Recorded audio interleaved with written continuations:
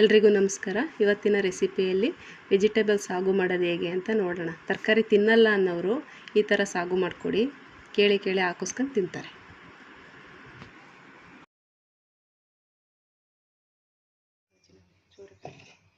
ಇವಾಗ ಮಸಾಲೆ ರುಬ್ಕೊಳ್ಳೋಣ. ಒಂದು ಅರ್ಧ ಹೋಳು ತೆಂಗಿನಕಾಯಿ, ಒಂದು 5ರಿಂದ 6 ಹಸಿಮೆಣ್ಸಿನ್ಕಾಯಿ, ಒಂದು ಗೆಡ್ಡೆ ಬೆಳ್ಳುಳ್ಳಿ ಸಿಪ್ಪೆ ತೆಗೆದಿಟ್ಕೊಂಡಿದ್ದೀನಿ, ಒಂದು 2 ಇಂಚು ಶುಂಠಿ,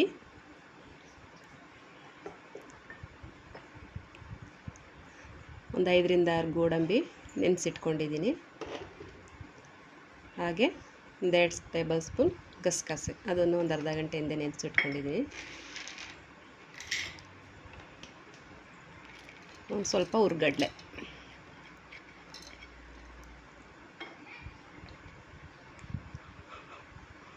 ಸ್ವಲ್ಪ ಪುದೀನ, ಸ್ವಲ್ಪ ಕೊತ್ತಂಬರಿ ಸೊಪ್ಪು,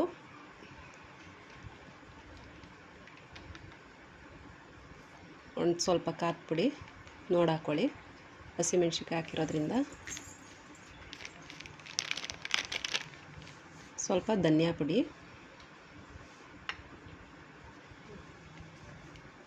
ಒಂದು 2 ಇಂಚು ಚಕ್ಕೆ, ಒಂದು 4 ಲವಂಗ, ಒಂದೆರಡು ಏಲಕ್ಕಿ. ಇವಾಗ ಪೇಸ್ಟ್ ಮಾಡ್ಕೊಳ್ಳೋಣ. ಒಂದು 3 ಟೇಬಲ್ ಸ್ಪೂನ್ ಅಷ್ಟು ಎಣ್ಣೆ,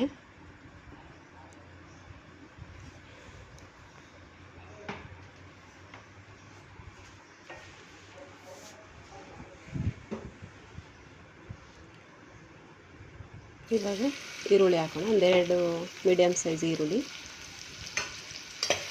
ಚೆನ್ನಾಗಿ ಫ್ರೈ ಮಾಡ್ಕೊಳ್ಳೋಣ.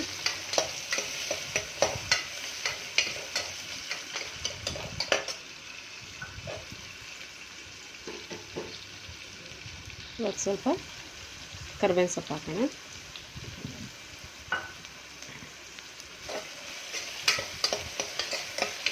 ಈರುಳ್ಳಿ ಸ್ವಲ್ಪ ಫ್ರೈ ಆದಮೇಲೆ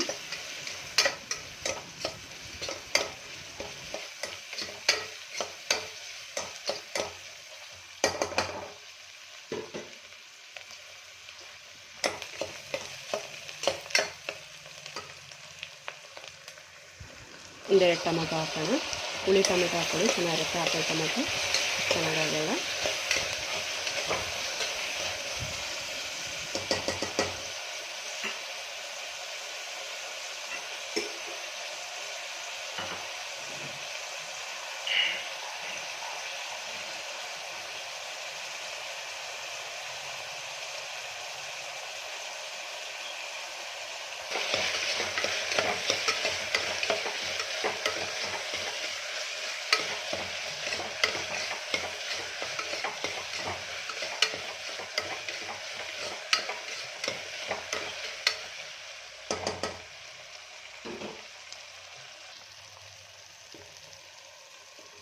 ಇವಾಗ ಟೊಮೊಟೊ ಸಾಫ್ಟಾಗಿ ಬೆಂದಿದೆ, ಮಸಾಲೆ ಸೇರಿಸ್ಕೊಳ್ಳೋಣ.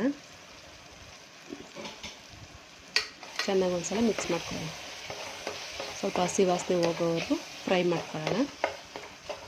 ಚೆನ್ನಾಗಿ ಫ್ರೈ ಆದ ನಂತರ ತರಕಾರಿ ಸೇರಿಸ್ಕೊಳ್ಳೋಣ. ಬಟಾಣಿ, ನಾನು ಇದನ್ನು ನೈಟು ಒಣಗಿರೋ ಬಟಾಣಿ ನೆನೆಸಿಟ್ಕೊಂಡಿದ್ದೆ, ನೀವು ಬೇಕಂದ್ರೆ ಹಸಿ ಬಟಾಣಿ ಸೇರಿಸ್ಕೊಳ್ಳಿ. ಕ್ಯಾರೆಟು, ಬೀನ್ಸು,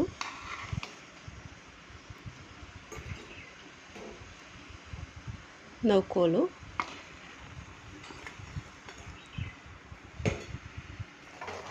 ಇದೆಲ್ಲನೂ ಮಿಕ್ಸ್ ಮಾಡ್ಕೊಳ್ಳೋಣ ನೀಟಾಗಿ.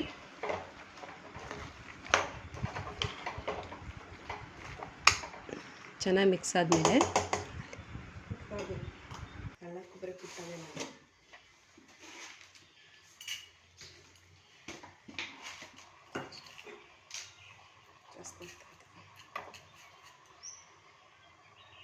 ರುಚಿಗೆ ತಕ್ಕಷ್ಟು ಉಪ್ಪು,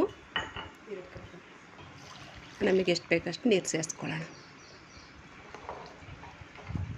ಎಲ್ಲ ನೀಟಾಗಿ ಒಂದು ಸಲ ಮಿಕ್ಸ್ ಮಾಡಿಬಿಟ್ಟು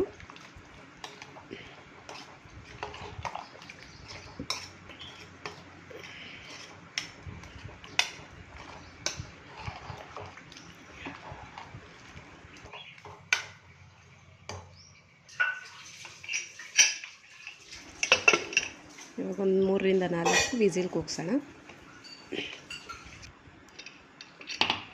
ನೋಡಿ ಚೆನ್ನಾಗಿ ತರಕಾರಿ ಎಲ್ಲ ಬೆಂದಿದೆ.